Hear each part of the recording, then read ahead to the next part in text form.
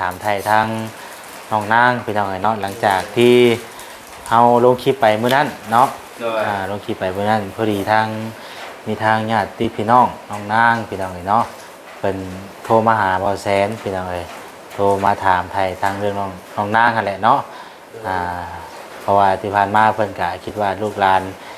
อยู่ดีกินดีแล้วนึกว่าสังครอบสังครัวแล้วก็อยู่กับครอบกับครัวที่น่าบ่ได้คิดว่าลูกหลานสิขนาดนี้ว่าซั่นๆพี่น้องเนาะวันนี้เพิ่นก็เลยโทรมาถามว่าไทยมาเป็นจังได๋ก็คือเห็นนั่นแหละพี่น้องเนาะก็คือทางน้องนางเพิ่นก็เพิ่นมาประเด็นหลักๆก็คือลูกกับผัวว่าซั่นๆพี่น้องพี่กับลูกกับผัวแล้ววันนี้ก็เลยทางน้องเพิ่นก็ยังคิดบ่ออกชอบบ่เข้าแล้วก็เลยคิดมาชนเซาอยู่ทางเวียงซะก่อนเนาะพี่น้องมาชนมาเซาอยู่นี่วันนี้เฮามาถ่ายคลิปทายันแล้วก็ทางญาติพี่น้องเพิ่นเห็นแล้วก็เลยโทรมาถามไทยก็เลยว่าอยากมาถามว่าทางน้องนางเป็นจังได๋คือจังบ่เมื่อหาพี่หาน้องสินะมาอยู่นำเวียงโดยอยู่นำเอ้ยน้องก็ได้เมื่อหาเพิ่นก็ดีนำเฮาแต่ว่าเพิ่นก็มีครอบครัวของเพิ่นลูกเต้าของเพิ่นก็หลายเฮาก็บ่อยากรบกวนเพิ่นแบบนี้นะจังเลยแบบไปหาสู่ของเฮาเบิ่งเอ้ยน้องเพิ่นก็เบิ่งก็แย่งเฮาอยู่แต่ว่าบ่อยากรบกวนเพิ่นมันก็ลูกเต้าเพิ่นก็หลายคนแล้วเฮาก็บ่อยากเป็นอันนั้นให้เพิ่นอีกบ่อยากเพิ่นมีว่าอันนี้นำเฮาก็เลยแบบเลือกสิมาอยู่แบบนี้ก็คือว่าแม่นบ่ได้ผิดบ่ได้ให้บ่ได้เถียงกันเพิ่นก็บ่ได้ถิ่มบ่ได้ปะเฮาไปแล่นหาสู่เพิ่นได้ต่างแต่ว่าเฮานี่เก่งอกเก่งใจเพิ่นแบบนี้หั่นนะบ่แม่นว่าเพิ่นถิ่มเพิ่นปะเฮาเพิ่นก็บ่ถิ่มเฮาคือเรื่องญาติพี่น้องนี่เพิ่นก็บ่ได้เคยถิ่มเคยปะเนาะที่ผ่านมานี่เพิ่นเบิ่งแย่งมาตลอดบ่แม่นเพิ่นเบิ่งแย่งเฮาอยู่แต่ว่าเฮาก็เห็นเพิ่นเบิ่งแย่งเฮาดุเลยเฮาจังเกรงใจเพิ่นหลายแม่นจังได๋เฮาว่าเพิ่นแย่งเฮาหลายเพิ่นลูกเต้าเพิ่นเด้หั่นนะเฮาก็คิดเองเฮาหั่นแหละเพิ่นก็บ่ได้ว่าจังใดดอกเนาะแต่ว่าเฮานี่คิดเกรงใจเองแม่นเฮาคิดเกรงใจของเฮาเองแม่นเพราะแล้วก็ที่ผ่านมานี่แบบบ่ได้นั่นบ่แบบว่าได้ติดต่อหากันอยู่บ่หรือว่าเนี่ยเป็นเวียกเป็นงานจังติดต่อหากันเป็นเวียกเป็นงานเฮาจังติดต่อหาเพิ่นถ้าว่าบ่มีเวียกมีงานแบบนี้ซ้ำใดซ้ำหนึ่งเฮาก็บ่ได้สู่ติดต่อกับเพิ่นก็แบบว่าเฮาก็บ่ได้เอาเรื่องส่วนตัวของเฮาเพิ่นให้เพิ่นฮู้หลายหั่นนะที่ว่ามันผิดพลาดไปก็เฮาก็ขอโทษเพิ่นว่าซั่นซะเนาะมีแต่ว่าคำบอกคำจาต่อใดที่เฮาคิดบ่ได้คิดเฮาผิดพลาดไปก็ขอโทษขออภัยน้ำพี่น้ำน้องหลายๆแบบนี้หั่นนะคือจะขอโทษขออภัยเพิ่นที่ว่าเฮาเว้าลงเกินไปแบบใดเฮาเว้าบ่ถูกก็เฮาก็อยากขอโทษขออภัยในมื้อนี้ในคลิปนี้หั่นนะแม่นเฮาขออ่อนขอยอมแต่ว่าก็คือเฮาเว้าไปหั่นแหละคันว่าไปพึ่งไปพาเพิ่นหลายเฮาก็เกรงอกเกรงใจเพิ่นครอบครัวเพิ่นมีหั่นนะตอนนี้มีหยังเฮาก็ยังปรึกษากันบัดนี้เนาะแม่นถ้าว่าเฮาก็สิปรึกษานำไหมบัดนี้น่ะถ้าว่าเพิ่นบ่อยากให้ลูกให้หลานนั่นเกรงอกเกรงใจเฮาก็โทรหาเพิ่นได้เนาะก็เฮาก็สิล้มน้ำเพิ่นหั่นนะถ้าเพิ่นว่าถ้าว่ามีหยังก็ปรึกษาเขาได้โทรมาหาพี่น้องเฮาก็โทรหาเพิ่นได้เลยบัดนี้บ่เป็นหยังเนาะเฮาก็โทรหาเพิ่นได้ปรึกษากับเพิ่นบัดนี้นะเฮาก็สิบ่ไปในแนวที่เฮาคิดเนาะแม่นเฮาก็สิบ่คิดว่า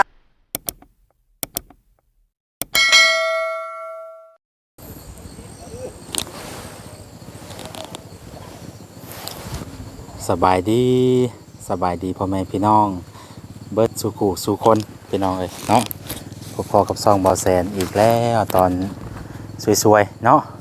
พี่น้องมาพร้อมสายฝนมื้อนี้ฝนตกฝนดิน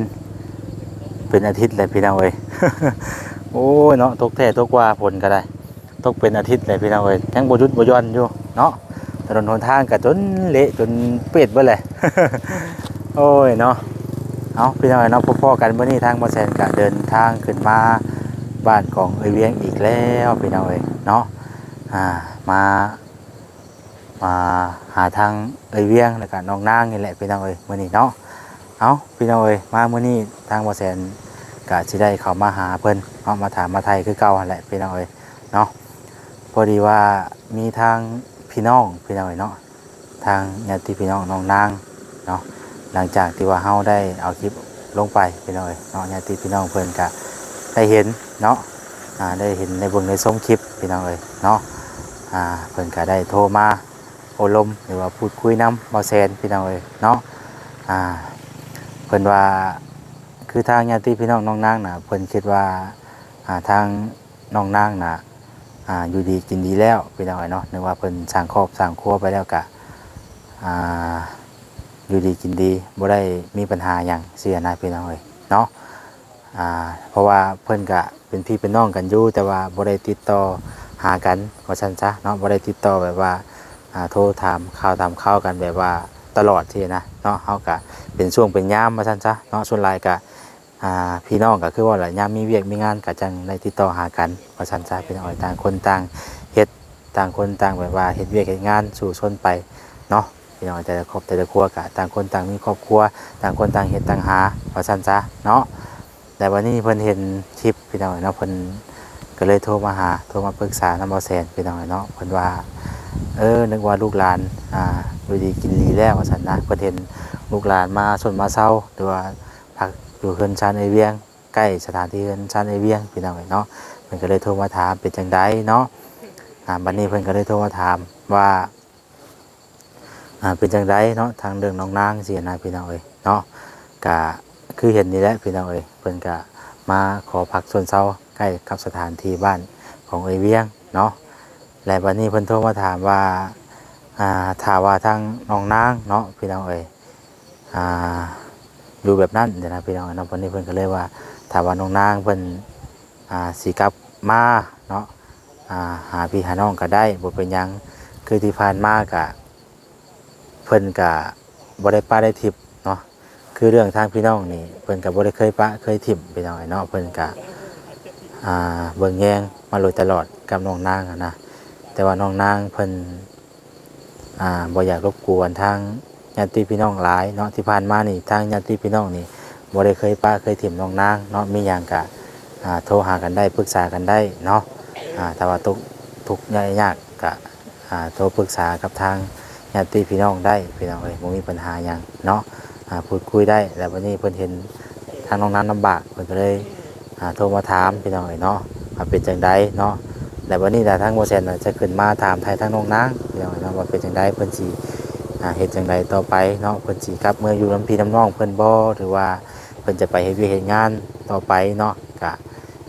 ถ้าเบิ่งนํกันพี่น้องเนาะมื้อนี้เฮาก็จะมาถามไทยทางน้องนางอีกก่อนเพิ่มเติมอีกก่อนเนาะก็คือบ่แซ่นมามื้อนี้ก็มีเครื่องมีของอยู่พี่น้องเนาะมีเครื่องมีของมามอบให้เพิ่นอยู่เนาะเป็นหม้อหนึ่งแห่งแต่กระปุกอย่างหลายๆอย่างหลายแนวเนาะที่ว่าบ่แซ่นซื้อมามอบให้เพิ่นแล้วก็มีทางเอื้อยอยู่ฝั่งไทยเพิ่นก็ฝากเงินมาอีก 1,000 บาทให้มาให้ทางเงินน้องนางนี่แหละพี่น้องเอ้ยเนาะแต่พุ่นแหละที่เฮาสิมอบให้เพิ่นก็ในคลิปต่อไปพุ่นแหละพี่น้องเอ้ยเนาะถ้าเบิ่งถ้าชมนำกันเนาะตอนนี้เฮาก็สิไปถามไทยทางน้องนางเรื่องญาติพี่น้องเพิ่นโทรมาแล้วเฮาสิถามไทยเพิ่นเบิ่งว่าที่ผ่านมาเพิ่นเป็นจังไดเนาะกับพี่กับน้องสินะพี่น้องเอ้ยเนาะเพิ่นสิว่าจังไดทางน้องนางเนาะก็คือเพิ่นเว้าแหละพี่น้องเอ้ยเนาะทางญาติพี่น้องเพิ่นก็บ่ได้เคยว่าป้าทิ่มลูกหลานเนาะเพิ่นก็ยังเบิ่งยังแย่งถ้าว่าลำบากไปไดก็มาอยู่มาเซาทางพี่น้ำน้องชวนเซาก็ได้สินะบัดนี้คือทางน้องนางนี่เราสิเป็นจังไดเฮาก็ต้องได้เฒ่าไปถามนะเบิ่งว่าเป็นหยังเราจึงมาชวนมาเซาอยู่ลำเอยเวียงเนาะพี่น้องเอ้ยเฮาก็สิไปถามเพิ่นเบิ่งว่าสาเหตุหยังแต่ทางบ่แซ่นคิดว่าเพิ่นนี่อาจจะบ่อยากรบกวนทั้งพี่ทั้งน้องปานใดเพราะว่าที่ผ่านมาก็ยันว่าเพิ่นก็คือสิแบบว่าเพิ่นเกรงใจว่าซั่นซะเนาะที่ผ่านมาก็ทางพี่ทั้งน้องเพิ่นก็เบิ่งแยงมาโดยตลอดแล้วสินะพี่น้องเอ้ยเนาะก็เลยเลือกที่จะมาหาไอ้เวียงพี่น้องเอ้ยเนาะมาสนมาเซาอยู่ก่อนว่าซั่นซะเนาะมีแต่ไปเบิ่งนํกันพี่น้องเอ้ยเนาะเดี๋ยวเฮาสิไปถามไทยทางน้องนางเพิ่นนํกันเด้อพี่น้องเด้อเนาะไปพี่น้องเอ้ยเอาก่อนอื่นก็ทางบ่แซนเนาะก่อนอื่นเบิดก็ถ้าว่าผิดพลาดจังใดขอโทษขออภัยพ่อแม่พี่น้อง FC บ่ทุกท่านทุกคนหลายๆเด้อเนาะถ้าว่าคำว่าคำจาใดอันใดที่ว่าบ่สมมาพาควรอันใดบ่เว้ามนม่วนนวลหูก็ขอโทษขออภัยพี่น้องเอ้ย โอ้ยฝนตกแต่บาดนี่ ไปก่อนพี่น้องเอ้ยโอ้โอ้แหงตกแหงโอ้แหงพาเข้าบาดนี่โอ้ยอ๋อพุ่นโอ้โถเนาะเข้าในพุ่นแหละเข้าในก็ได้พอโถเอาแต่แม่นี่นะเอาสาวนี่ พี่น้องเอ้ยฝนตกฝนลิ้นนี่เนาะโอ้โถกูเต็มอยู่นี่เนาะเอากะดิอันนี้ผู้ว่าเวกกับมั่วชื่อน้ำอีกอันนี้ กองตุ้มกับมาวันนี้เนาะ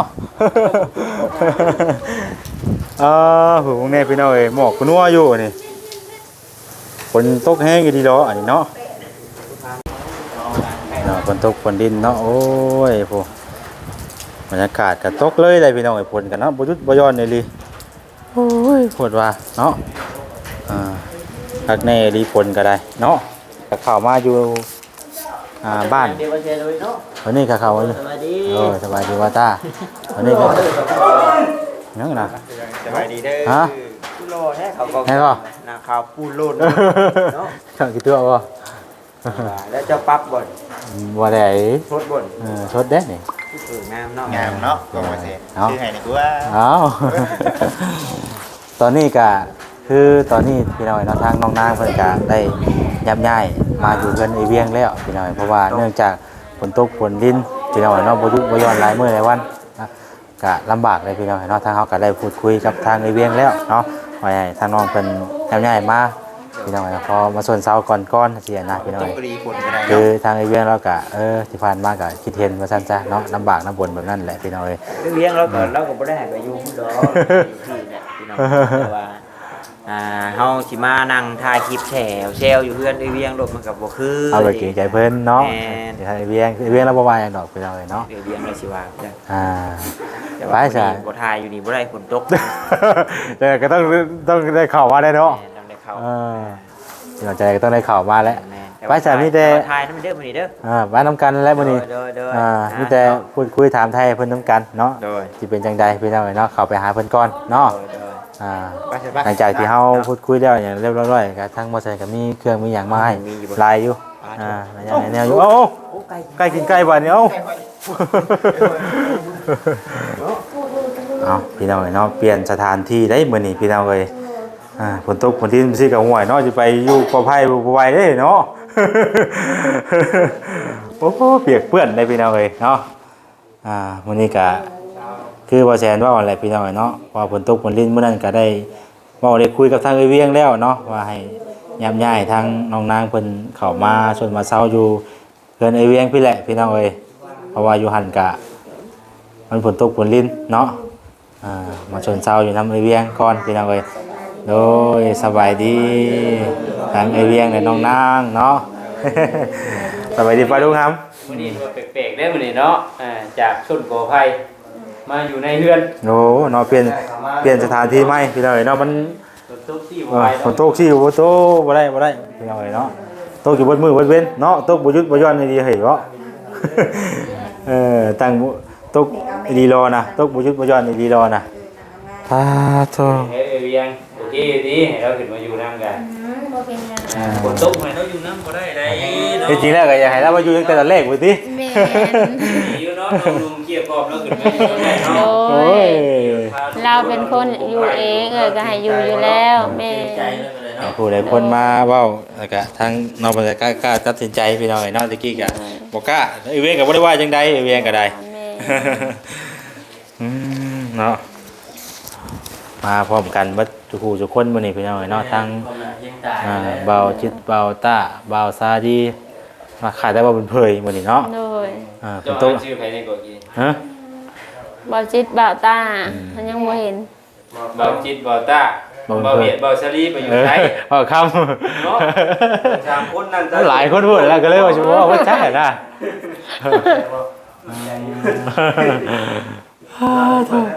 เนาะพี่น้องเอ้ยจะได้พากันกินข้าวกินน้ำนะบ่มื้อนี้ กินแล้วกินแต่ตอนเช้าน่ะ ได้ยัง โอ้กิน แกงหน่อไม้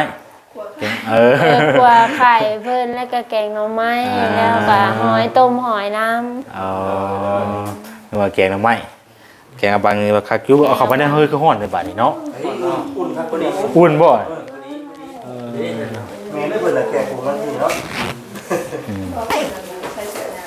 ไป ซื้อซอยบ่เข้ามาในเฮือนก็อุ่นอยู่ยามอุ่นยามหนาวให้คักได้นี่เนาะ โดย คักได้พี่น้องเอ้ยเฮือนในเวียงนี่ป๊าดโตคักดีเฮ็ดคักดีบัดนี้สิเฮ็ดหยังต่อบัดนี้ เห็ดร้านค้าหมดแล้ว มีเหตุการณ์ที่ห้ามข้าว แม่นได้ร้านค้าได้น้อยคือเซเว่นน่ะนะเนาะเดี๋ยวตัวน่ะ เซเว่นเนาะคือเซเว่นบ่น้อยได้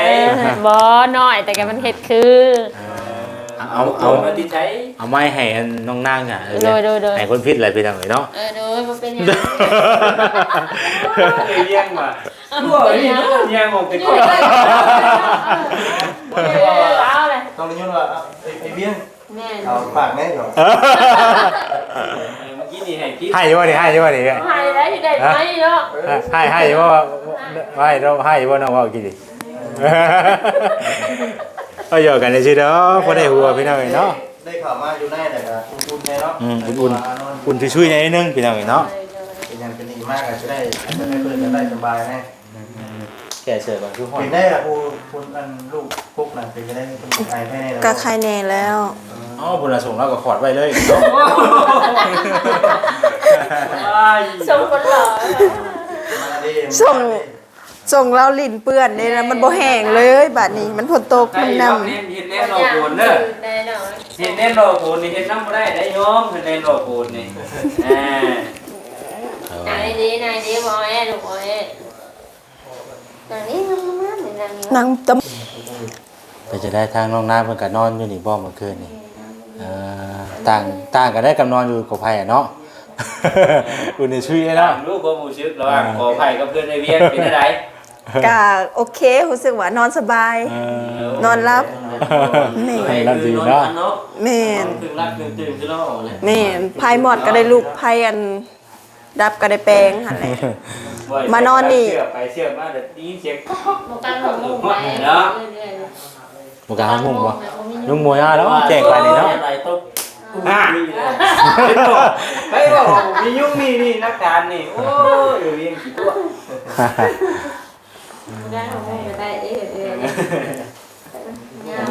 เอาพี่น้อยเนาะ เอา ไปอย่าสิเข้าเรื่องกันเด้อทางนี้เด้อทางนอกเด้อ พี่น้องเอ้ยเนาะ ถือว่ามีแนวมาว่าเนาะจักหน่อยพี่น้องเอ้ มาย ถามไทยทางน้องน้าเพิ่มเติมอีกพี่น้องเอ้ยเนาะ สาวนางเบิ่นแล้วเนาะมื้อนี้รักๆเลยก็ได้แต่ว่าบ่เวียดชิวบ่ดอกเป็นบ่แซนเป็นคนเว้าเนาะบ่แซนเนาะดังหน้าเด้อบ่แซน โดยกะถามไทยไปนำกันนี่แหละพี่น้องเอ้ยเนาะ โดย คือเรื่องที่พี่ไก่เอาพ่อพุ่นน่ะ พี่ไก่พี่ไก่ ต้องเอาคือดีเอาคิดเนาะ เนาะ พวกนี้แห้งๆบาดนี้เข้ามาเด้อบ่ตายเด้อตกคนลิ้นนะ ถ่ายเป็ดถ่ายไก่ ตกแห้งดีแหละ นัดเงินไว้นี่นี่ตาเนาะ โอ้ เดี๋ยวเดี๋ยวฝนตกแกมตกมือเด้อติ เจ้าสบายดี ตกคนลิ้นก็เลย นั่ง มานั่ง ดีนะน้อง ใกล้กันสิได้มันจังอุ่นเนาะ จะนอนไปนอน หนาว เข้ามาก็ได้เนาะเนาะ เบิ่งเพิ่นตั้งกล้องใช่ เนี่ย ไหม บ่ได้คุณว่าโอ้ เรียงหายกล้องนี่สู้แปลกเลย แม่นอยู่ เป็นหลาย หลายแต่เก้ามันบ่หลายบ่ หลายเลย แต่เก่ายังว่าลายอยู่แต่ว่าเขาเทอละคนหั้นนะมาแบบว่าเทอละกล้องเนาะ เอาพี่น้องเอ้ยมีแต่เข้าเรื่องกันเลยแหละพี่น้องเอ้ยเนาะ เนาะ มื้อนี้ทางเฮาก็ฮะ เรื่องนั้นน่ะ เอา เดี๋ยวหายคนอีกโบ้ แนวให้ก็มีอยู่มื้อนี้ว่าไว้มันหลังตัวนั้นน่ะ แล้วยังมีข่าวดีครับว่าให้ สองชั้นบ่ได้มื้อนี้น่ะสองชั้นผู้ข่าวดีน่ะ คือสิว่าดีใจแหละ ข่าวดีสองชั้น สองสั้น สองต่อเนาะ เอ้ยแต่ว่าก็ แต่ว่าวันที่ว่าเรื่องข่าวดีกะ โอ้ยน้อยแม่บอกว่าอย่าดื้อจับ แม่นพอดีว่านั่นนี่พี่น้องเอ้ยเนาะ อัดคลิปใส่ก็โทรศัพท์อยู่น้ำเอื่อย แม่บอกว่ามันตักไปมันว่าตัก เดี๋ยวหันเลย เราดื้อ ลูกชายมันก็รอได้พี่น้องเอ้ยเนาะ ก็ได้ แต่ได้สิเข้าเรื่องอะไรกินนี่เนาะ สตาร์ทเลยบ่จิตขวดนึงด้วยตัวสติ๊กเกอร์นะ บ่แม่นตัว กินน้ำกินได้กันแน่เนาะ บ่ตัวโจกูรับหมากซิก เอาเรื่องกันเลยพี่น้องเนาะ เนาะ ก็มื้อนี้ก็มีแนวมาเว้ามาว่าพี่น้องเนาะมาถามไทยทางน้องนางพี่น้องเนาะหลังจากที่เฮาลงคลิปไปมื้อนั้นเนาะ โดย ลงคลิปไปมื้อนั้นพอดีทางมีทางญาติพี่น้องน้องนางพี่น้องเนาะเพิ่นโทรมาหาบ่แสนพี่น้องโทรมาถามไทยทางเรื่องน้องนางนั่นแหละเนาะเพราะว่าที่ผ่านมาเพิ่นก็คิดว่าลูกหลานอยู่ดีกินดีแล้วนึกว่าสังครอบสังครัวแล้วก็อยู่กับครอบกับครัวที่น่ะบ่ได้คิดว่าลูกหลานสิตกอัพว่าซั่นซะเนาะก็ขนาดนี้ว่าซั่นซะพี่น้องเนาะวันนี้เพิ่นก็เลยโทรมาถามว่าไทยมาเป็นจังได๋ก็คือเห็นนั่นแหละพี่น้องเนาะก็คือทางน้องนางเพิ่นก็เพิ่นมาประเด็นหลักๆก็คือลูกผัวเนาะไล่หนีว่าซั่นซะเนาะผิดกับลูกกับผัวว่าซั่นซะพี่น้องผิดกับลูกกับผัวอะไรวันนี้ก็เลยทางน้องเพิ่นก็ยังคิดบ่ออกชอบบ่เข้าแล้วก็เลยคิดมาชนเซาอยู่ทางเวียงซะก่อนเนาะพี่น้องมาชนมาเซาอยู่นี่วันนี้เฮามาถ่ายคลิปทายันแล้วก็ทางญาติพี่น้องเพิ่นเห็นแล้วก็เลยโทรมาถามไทยก็เลยว่าอย่างว่าถามว่าทางน้องนางเป็นจังได๋คือจังบ่เมื่อหาพี่หาน้องสินะ มาอยู่นำเวียง โดย เป็นว่าจะได้เนาะน้องเรา โดยก็เลยมาถามไทยเพิ่มเติมอีกพี่น้องเนาะทางน้องนางแต่ว่าอยากอยู่นำเอ้ยน้องก็ได้เมื่อหาเพิ่นก็ดีนำเฮาแต่ว่าเพิ่นก็มีครอบครัวของเพิ่นลูกเต้าของเพิ่นก็หลายเฮาก็บ่อยากรบกวนเพิ่นแบบนี้นะจังเลยว่าไปหาสู่ของเฮาเบิ่งเอ้ยน้องเพิ่นก็เบิ่งก็แย่งเฮาอยู่แต่ว่าบ่อยากรบกวนเพิ่นมันก็ลูกเต้าเพิ่นก็หลายคนแล้วเฮาก็บ่อยากเป็นอันนั้นให้เพิ่นอีกบ่อยากเพิ่นมีว่าอันนี้นำเฮาก็เลยว่าเลือกสิมาอยู่แบบนี้ก็คือว่า แม่นบ่ได้ผิดบ่ได้ให้บ่ได้เถียงกันเพิ่นก็บ่ได้ถิ่มบ่ได้ปะเฮาไปแล่นหาสู่เพิ่นได้ต่างแต่ว่าเฮานี่เก่งอกเก่งใจเพิ่นแบบนี้หั่นนะบ่แม่นว่าเพิ่นถิ่มเพิ่นปะเฮาเพิ่นก็บ่ถิ่มเฮาคือเรื่องญาติพี่น้องนี่เพิ่นก็บ่ได้เคยถิ่มเคยปะเนาะ แม่นที่ผ่านมานี่เพิ่นเบิ่งแย่งมาตลอดบ่แม่นเพิ่นเบิ่งแย่งเฮาอยู่แต่ว่าเฮาก็เห็นเพิ่นเบิ่งแย่งเฮาดุเลยเฮาจังเกรงใจเพิ่นหลายแม่นจังได๋เฮาว่าเพิ่นแย่งเฮาหลายเพิ่นลูกเต้าเพิ่นเด้หั่นนะเฮาก็คิดเองเฮาหั่นแหละเพิ่นก็บ่ได้ว่าจังใดหรอกเนาะแค่ว่าเฮานี่คิดเกรงใจเอง แม่ เนาะ นเฮาคิดเกรงใจของเฮาเอง บ่บ้านเนาะ แม่น บรรยากาศที่ผ่านมานี่แบบบ่ได้นั่นบ่แบบว่าได้ติดต่อหากันจะบ่หรือว่าเนี่ยเป็นเวียกเป็นงานจังติดต่อหากัน เป็นเวียกเป็นงานเฮาจังติดต่อหาเพิ่นถ้าว่าบ่มีเวียกมีงานแบบนี้ซ้ำใดซ้ำหนึ่งเฮาก็บ่ได้สู่ติดต่อกับเพิ่น ก็ แบบว่าเฮาก็บ่ได้เอาเรื่องส่วนตัวของเฮาเพิ่นให้เพิ่นฮู้หลายหั่นนะแบบว่าเพิ่นก็มีครอบครัวของเพิ่นบ่อยากเพิ่นลำบากใจนำเฮา วันนี้เฮามีปัญหาก็เลยบ่อยากให้เพิ่นอันนั้นเนาะ แม่น บ่สบายใจนำเฮา แม่น บรรยากาศที่ผ่านมาก็คือว่าเฮาก็เพิ่นเบิ่งเพิ่นแย่งดูแลมาตลอดบ่ได้ว่ามีหยังเนาะบ่ได้เกลียดให้กันกับพี่กับน้องคือถูกต้องปองรองกันมาตลอดกับพี่กับน้องคือเพิ่นบ่ได้ประมาทเพิ่นคุณเพิ่นว่าซั่นซะเนาะเพิ่นเบิ่งแย่งมาโดยตลอดเนาะ แม่นบ่ได้ประมาทเพิ่นแต่ว่าย้อนความเกรงใจของเฮานั่นแห เลย ละ ว่าฮู้จักกับไอ้เวียงก็เลยมาขอชนชาวเพิ่นก่อนทราบได้ว่ามันมีทางออก แม่นสังสารมีทางออกทางไปของเฮาแบบนี้นะเฮาก็ โดย ทุกคนก็ไม่ได้ถามเรื่องพี่เรื่องน้องอย่างไรนั่นนะเลยเห็นคนโทรมาว่าไปถามเบิ่งก่อนให้มันหายของใจแม่นตอนนั้นก็ตัวจักว่าซั่น เพราะว่าเฮาก็บ่ได้ทำอย่างไรมากมายเพราะไรมื้อนั้นเนาะ แสดงว่าเจ้ามีพี่มีน้องหลายอยู่ มีแต่ว่าความเกรงอกเกรงใจของเฮานี่แหละจังว่าบ่กล้าไปประเสริฐหน้ากับเพิ่น ที่ผ่านมาเพิ่นก็ช่วยเฮาเนาะ แม่นเพิ่นสดซอยเฮาหลายสิ่งหลายอย่างอ พี่น้ ยู่ องนี่ยังหลายคนบ่หลายนะ ก็หลายอยู่แบบว่านะเฮาก็ไป เพิ่น หา ก็ต่างคนต่างอยู่คนละจุด แม่นแม่ว่าเฮาย้ายไปบ้านนั้นบ้านนี้หั่นนะ เพิ่นก็อยู่ของเพิ่นว่าซั่นจ้ะ แม่นเพิ่นก็อยู่กับ พี่น้องเนาะ แม่ เราออกมาน้องทั้งพ่อพี่น้องทั้งแม่ มีเบิด ทั้งลูก แม่น เรียกว่าญาติพี่น้องนี่ก็มีเนาะเจ้าเป็นครอบเป็นเพิ่น แม่ เฮาสิอาศัยเพิ่นแบบตลอดไปมันก็บ่ได้ แม่น เพราะว่า ยามเฮาตกทุกข์ได้ยากมาเพิ่นก็เคยเบิ่งเคยแยงเพิ่นก็เคยช่วยเฮาอยู่ แม่น พอเฮามีไม้มีมือแน่พอเฮาก็มีครอบมีครัวเฮาแน่เฮาก็หาด้วยตัวเฮาเองเนาะ แม่น เอาเข้าใจนํกันเด้อท่านเนาะแต่ว่าจังได๋ก็คือเห็นแม่ตู้บ่คือแม่ใหญ่เพิ่นว่าโอ้ยหลานนอนอยู่ชั้นลีบ่ซั่นคือกับฝนตกฝนร้อนที่ก็เข้ามานอนพี่เหรอเอ้ยเนาะเพิ่นอุกใจเด้เห็นหลานนอนว่าซั่น ก็บ่ว่าบอกคืออยากบอกเพิ่นว่าบ่ให้อุกใจปานใดหั่นน่ะ ไปนอนอยู่ต่างแดนต่าง แม่น เนาะคือบ่ต้าว่าเนี่ยเข้ามานอนอยู่ชาติมันก็หัวข้อคิด แม่น แต่ว่าเรื่องคำมาแล้วเจ้าสิมานอนพี่ไว้สิให้เจ้าบ่ได้เรียนก็บ่ได้อหยังเจ้าดี เพราะว่าคือเอาที่ชาติพี่น้องเอ้ยดินของเอ้ยเวียงนี่มันติดกับดินตัวนี้เลยเนาะเอ้ย เรียนภาษานี่ ดินตัวนี้น่ะมันติดกับรอนประสาเลยพี่น้องคาสิบอกแล้วก็ดินโตก็จากเอ้ยเวียงไปนี่มันติดตัวนี้เลยนั่นคือว่าทั้งน้องนางเพิ่นไปอยู่หันเนาะไปอยู่หันก็คือว่าพระตกผลลงก็เข้ามาก็ได้บ่เป็นหยังอันน่ะทั้งเอ้ยเพิ่นก็บ่ได้ว่าจังใดที่ผ่านมาเนาะแต่ทางนางน้องนางเพิ่นมีความเกรงใจเองเพิ่น แม่น ก็เลยแบบว่าบ่อยากรบกวนห ก็ ลาย คือว่าเอ้ยเวียงนี่ก็หาวฝนตกพาลงแฮงก็ขับกลางคืนเฮาก็ฮุบลูกฮุบเต่ามานอนน้ำเพิ่นเฮาก็บ่ได้ประมาทอย่าทานเพิ่นถ้าว่ามันอากาศแดดเนาะมันแบบว่าบ่มีผ้ามีลงเฮาก็พาลูกพาเต้านอนอยู่หั่นเฮาก็บ่อยากรบกวนเพิ่นหลายเกรงใจเพิ่น โดย ก็บ่แม่นว่าฝนตกแฮงสำใดเฮาก็สิหมุนอยู่หั่นก็บ่แม่นเฮาก็ฮุบมาขออาศัยเพิ่นอยู่เพิ่นก็ว่า ข่อยสิเว้าแบบย่านเพิ่นเบิ่งแล้วโอ้ยลูกหลานก็ตกทุกข์ได้ยากปานนั้นบ่สินะบ่อยากให้เพิ่นอุกใจนำหลานน้อยๆนึงเพราะว่า โดย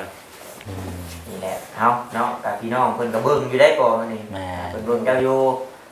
ตะกี้ผมข่อยก็บ่จักคือกันว่าโอ้ยเอ้ยนางเรามีพี่มีน้องซั่นซี่นี่นะอันนี้เห็นเพิ่นโทรมาแล้วโอ้แสดงว่าพี่น้องเราก็หลายอยู่ เพิ่นก็ยังเป็นห่วงเป็นใยนะทางญาติพี่น้องเพิ่นก็เพิ่นเห็นแล้วก็นึกว่าลูกหลานอยู่ดีกินดีแบบไปสร้างครอบสร้างครัวแหละแบบว่าบ่ได้ลำบากที่นะเนาะวันนี้เพิ่นก็โทรมาถามพี่น้องเอ้ยทางเฮาก็เลย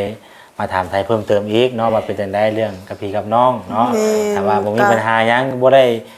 พี่ได้ให้กันกะที่ผ่านมาเพิ่นก็เบิ่งแย่เฮาตลอดบ่ได้ประมาทเป็นคุณเพิ่นกะบ่มีหยังพี่น้องเอ้ยเนาะก็ดีเนาะ แม่นแค่นั้นแหละพี่น้องเอ้ย ก่อนสิถามให้มันเบิดนั่นถ้าว่ามีการช่วยเหลือหยังเข้ามาแล้วนั่นโอ้บัดนี้แล้วคือมีพี่มีน้องชั้นชี้น่ะมันเป็นอันบ่งาม แม่ เราต้องถามตั้งแต่ต้นนี่แหละ อ๋อ การไหวหน่อยจะใช่บัดมีเพื่อนมีชาติพี่น้องก็มีลูกหลานก็มีนู่นนี่นั่น พี่น้องคือจะว่าร้ายว่าจันดี เรียนมาสนานเราก็ต่อให้ฟังแล้วพี่น้องเนาะพี่น้อง คือมื้อนั้นล่ะเฮาก็บ่ได้ถามรายละเอียดเด้ว่าบ่ได้ถามเจาะจงปานใดนะเรื่องพี่เรื่องน้องว่าเป็นมาแบบใดสินะ เพิ่นโทรมาถามเนาะ วันนี้เพิ่นเห็นคลิปเพิ่นก็เลยโทรมาถามนะเฮาก็ก็เลยมาถามไทยเพิ่มเติมอีกสินะพี่น้องเอ้ยถ้าว่าบ่มีหยังแล้ว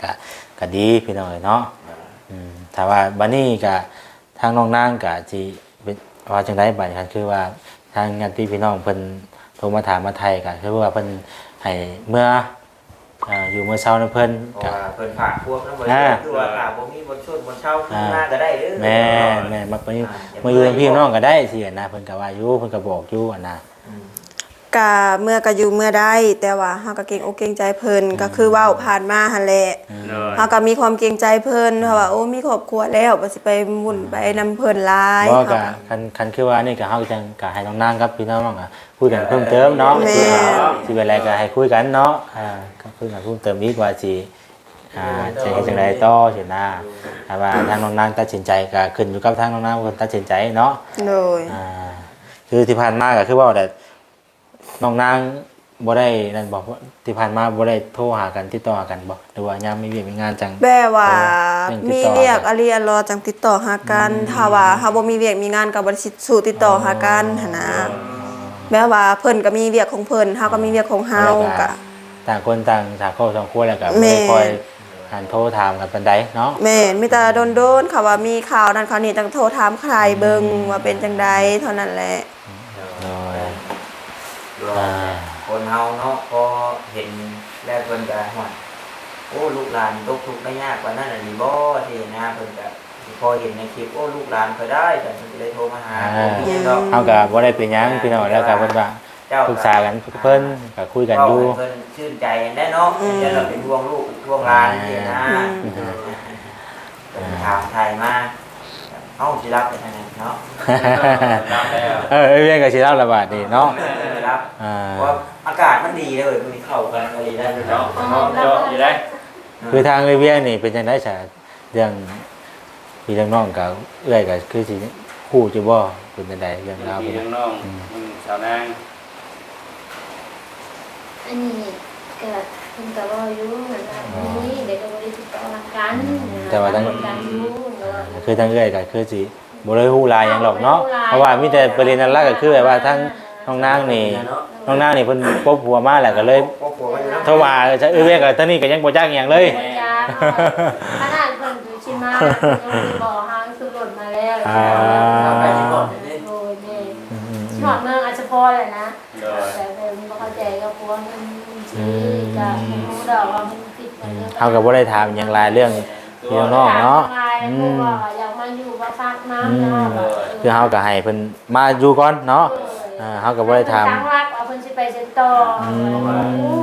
ไปนางแล้วก็มีแผนว่าสิไปเฮ็ดงานเฮ็ดหยังนี่เนาะแต่ว่ายังบ่ได้งานซื่อแต่บ่ฮู้ว่าสิได้มื้อใด เคยแบบว่าลำบากมาก่อนนั่นแหละแล้วหมู่ก็ตาดำๆคือกันโทรมาว่าเฮามาหาเอาเฮาเด้เฮาอยากไปผักเสาอยู่เฮือนเจ้าเฮาบ่เข้าใจกับผัวนี่บ่ฮู้นำเพิ่น เพราะว่าเฮาก็บ่ได้ถามถึงขนาดนั้นเลย บ่ได้ถาม ก็เลยแบบว่าให้เพิ่นมาอยู่ก่อนเนาะไปที่เฮาซอยกันได้ก็ซอยกันไปก่อนเนาะ เพิ่นก็มาติโตเพิ่นนั่นแหละเพิ่นบ่ได้มีหยังเขานั่นจันป้าเพิ่นก็มากินน้ำเอื้อยเพิ่นก็บ่ได้ว่าเพิ่นเลยได้บ่ได้ว่าเอื้อยก็เคยมาก่อนแล้ว โดย เพิ่นบ่มีหยังกินแม่นก็อาศัยกันได้ทำเสียอาศัยกันได้ แน่เนาะจะได้จะพึ่งพาอาศัยกัน มันยำลำบากเนาะ โดย ก็พึ่งกันงั้นนี่พึ่งงั้นได้ว่าซั่นเขาบอกว่า เพราะว่าเพิ่นได้เพิ่นจะไปใช้ต่อก็ได้แต่เพิ่น โดย เพราะว่าถ้าว่าหมู่ในงานแล้วก็ไปเนาะที่เพิ่นว่านี่แหละพี่น้องก็จังว่าถามกันให้มันเข้าใจราคาบ่อยากให้มันผิดพลาดมากคือแบบว่าเคสอื่นๆแบบว่าผู้ใหญ่เพิ่นช่วยแล้วเพิ่นเสียมุกเสียใจนำที่ช่วยแล้วก็บ่แล้วก็ พี่น้องมันใช้เนาะ นี่นั่นที่นะ มีปัญหา ย่างนั่นจ้ะ ก็เลยแบบเอาให้มันคัก เนาะ ๆสะก้อนอย่างเนาะเรื่องไปแบบใดสิมาแบบใดมีแบบนั้นแบบนี้ก็ให้ว่าให้มืดโลดที่นะพี่น้องมีก็ให้ว่ามีโลดพี่น้องบ่มีก็ให้ว่าบ่มีแต่วันนี้ได้ยินชัดเจนแล้วพี่น้องเนาะว่าพี่น้องมีหลายพี่น้องเนาะแต่ว่ามันครอบครัวแบบครอบครัวมัน โดย โดย ก็เพิ่นก็บ่ได้ให้บ่ได้เครียดดอกแต่ว่าคนเฮาแม่นบ่เพราะอันนี้เฮาก็ไปหาในทางแบบของเฮาเนาะ แม่ อีหยังก็โอ้ยเอ้ยอย่างอ้ายเอ้ยป้าเอ้ยเอ้ยมันก็บ่ได้เนาะ ครับเนาะแม่นที่เพิ่นบ่ได้เว้าแต่เนาะแต่ว่าเฮาก็เฮาได้คิดเองเฮาเนาะโดยแม่นี่แหละพี่น้องที่เฮามาก็มาคุยกันนี่ก็คือเรื่องนี้พี่น้องเนาะเดินทางใช่ทั้งเรื่องที่พี่น้องเพิ่นโทรมาถามเฮาก็เลยมาถามเพิ่นเพิ่มเติมอีกเนาะแต่ว่าเพิ่นมีแต่เฮาก็ให้เพิ่นคุยเนาะคุยกับพี่กับน้องเพิ่มเติมอีกก็ได้บ่เป็นหยังพี่น้องเอ้ยเพราะว่าเฮาก็มีเบอร์โทรกันได้มีช่องทางติดต่อเฮาก็มีหยังเฮาก็คุยถามไทยกันอีกเพิ่มเติมเนาะทางน้องนางเพิ่นคุยกันพี่น้องเอ้ยเฮาก็มาถามไทยเพิ่มเติมซ้ำนี้แหละมื้อนี้ก็บ่ได้มีหยังยืดยาวพอสมควรหรอกเนาะจังหน่อยสิวนไปวนมาได้จังหน่อยบ่คำเว้าเลยเนาะฉะนั้นแหละพี่น้องเอ้ยที่เฮาถามก็ อยากให้มันชัดเจนเนาะว่าจังซั่น บ่อยากให้มันแบบว่ามีการช่วยเหลือแล้วจังว่ามีพี่น้องอย่างนี้ฮู้กันชัดเจนแล้ว คือเราเข้ามาแบบเรื่องพี่เรื่องน้องแบบบ่ได้คอยถามเนาะ ยังบ่ได้คอย เลยบ่ฮู้ว่าท่านซัก ยังบ่ได้เจ้าคักวันใดเด้อน่ะ ก็เพิ่นโทรมา เพิ่นเห็นบัดนี้เพิ่นเห็นในคลิปเพิ่นก็เลยโทรมาถาม เลยมาถาม เลยมาถามเติมอีกบัดนี้นะพอมื้อนั้นเฮาก็บ่ได้ถามแบบละเอียดคักปานใดเรื่องพี่เรื่องน้องที่ไหนนะ คือว่าสิมาแต่ว่านี่แหละแต่ว่าเรื่องเราแบบบ่ว่า แม่นอย่างมาแต่ว่านี่เพิ่นแหละมื้อนี้ได้ซะเอ้ย นี่ก็ไปซบน้าพอ ถ้าเอ้ยเพิ่นก็แจ้งบอกอยู่ว่าเพิ่นนั่นแล้วนั่นน่ะ มาแต่ว่ามันสบายใจ โดย ง่ายซะเพราะว่า บ่ายเนี่ย เพราะว่ามันก็ ปก ด้วย ติก็สิลงเพลงลงอย่างเลยลงประจำเห็นอยู่บ้าน เพราะ แหละ บ่แซนก็ แล้วก็มีแขกมีคนนะเนาะแล้วก็เขานานๆเลย บ่แซนก็แจ้ง FC อยู่แจ้ง FC อยู่ว่ายันว่าผู้ใหญ่เพิ่นเคยซอยที่นะเฮาก็เคยแจ้งไว้อยู่เพราะว่าเฮาก็เคยเข้าไปสมทบเงินนํเนาะ บ้านนี่แหละทางลุงเหมือนอ้ายของแม่เลย ก็ตกเฮงอยู่ที่ฝนบัดนี้เนาะ ใจ เมื่อไร เออ เรื่องอะไรจัง เอาบัดนี้ทางน้องนางอยากเว้าหยังในกับพี่กับน้องอยากเว้าหยังแต่ว่าอะไรที่ว่ามันแต่ว่าอะไรที่ว่ามันบ่มันผิดพลาดไปก็เฮาก็ขอโทษเพิ่นว่าซั่นซะเนาะเดี๋ยวคำบอกคำจาแล้วบริคิด มีแต่ว่าคำบอกคำจาต่อได้ที่เฮาคิดบ่ได้คิดเฮาผิดพลาดไปก็ขอโทษขออภัยน้ำพี่น้ำน้องหลายๆแต่แบบนี้ค่ะนะคือจะขอโทษขออภัยเพิ่นที่ว่าเฮาเว้าลงเกินไปแบบได้เฮาเว้าบ่ถูกก็เฮาก็อยากขอโทษขออภัยในมื้อนี้ในคลิปนี้ค่ะนะ น้องเนาะ แม่นเฮาขออ่อนขอยอม แต่ว่าก็คือเฮาเว้าไปหั่นแหละคันว่าไปเพิ่งไปพาเพิ่นหลายเฮาก็เกรงอกเกรงใจเพิ่นครอบครัวเพิ่นมีหั่นนะ โอ้ยบัดนี้มีหยังเฮาก็ยังปรึกษากันบัดนี้เนาะ แม่น โอ้ ถ้าว่าเฮาก็สิปรึกษานำไหมบัดนี้น่ะถ้าว่าเพิ่น ถ้าว่าเพิ่น บ่อยากให้ลูกให้หลานนั่น บ่อยาก เกร ให้ งอก เป็น เกรงใจ เฮาก็โทรหาเพิ่นได้ แบบใดก็ เนาะ เฮาก็สิล้มน้ำเพิ่นหั่นนะ ถ้าว่าเพิ่นว่าแต่ว่ามีหยังก็ปรึกษาเขาได้โทรมาหาพี่น้องเฮาก็โทรหาเพิ่นได้เลยบัดนี้บ่เป็นหยังเนาะ เฮาก็โทรหา มีหยัง เพิ่น เฮาก็ ได้ ปรึกษากับเพิ่นบัดนี้นะ แม่น เฮาก็สิบ่ไปในแนวที่เฮาคิดเนาะ แม่นเฮาก็สิบ่คิดว่าเฮาก็บ่เกรงใจเพิ่นหั่นนะ แบบนี้เฮาก็สิโทรหาเพิ่นตลอดรบกวนเพิ่นตลอดเฮาก็เองก็เกรงใจ โอ้ยโดย เพิ่นบ่เว้าออกมาแต่คำเว้าของเพิ่นเฮาก็เป็นผู้ใหญ่พอหั่นนะเฮาก็ต้องฮู้ว่าเฮาก็ต้องเกรงใจเพิ่นแน่ โอ้โดย บ่แม่นว่าเพิ่นซอยเรือเฮาบัดแฮงหายแต่เพิ่นซอยเฮาก็มีครอบมีครัวแล้วผ่านมาก็ โดยเอาล่ะเป็นอะไรเนาะ แม่น อืม มีแต่ซ้ำนั่นแหละอยากฝากขอโทษพี่ขอโทษน้องก็ โอ้ เฮาก็บ่มีหยังหลายหั่นนะขาได้ลงก็คิดว่าโอ้ยเนาะ อืม แต่ว่าโบก้าเพิ่มค่าไทยเนาะ แม่น โบก้าเนื่องเราเกรงใจ แม่น แต่ว่าผ่านมาเพิ่นแบบช่วยเขาหลายได้ แม่นเพิ่นซอยเฮาหลายเฮายังบ่อยากเพิ่นซอยตึมหั่นนะเฮาก็เกรงใจเพิ่นอยู่ ถ้าเพิ่นว่ามีหยังก็โทรมาหาโลดบ่ต้องเกรงใจก็เฮาก็สิได้มีหยังเฮาก็จังโทรหาปรึกษากับเพิ่นบัดนี้ได้เลยที่นะถ้าเพิ่นว่ามีหยังก็โทรมาหาขอโลดก็เฮาก็จังบ่เป็นหยังบัดนี้เฮาฮู้แล้วที่นะ แม่ อันนี้เฮาก็ยังมีความกังวลใจบ่ล่ะเนาะ แม่เขาสิโทรบ่หรือบ่โทร เฮาก็กังวลใจบ่ล่ะ แม่ ประมาณนั้นแหละพี่น้องเอ้ยเอาจังไดก็ทางของเฮาหรือว่าทีมงานบ่ทุกผู้ทุกคนก็อะไรที่เฮาบ่ฮู้อะไรที่เฮาเว้าไปอะไรที่มันบ่ถูกบ่ต้องหยังก็เฮาก็ขอโทษขออภัยบ่ทุกผู้ทุกคนเนาะทางพี่ทางน้องหรือว่าทาง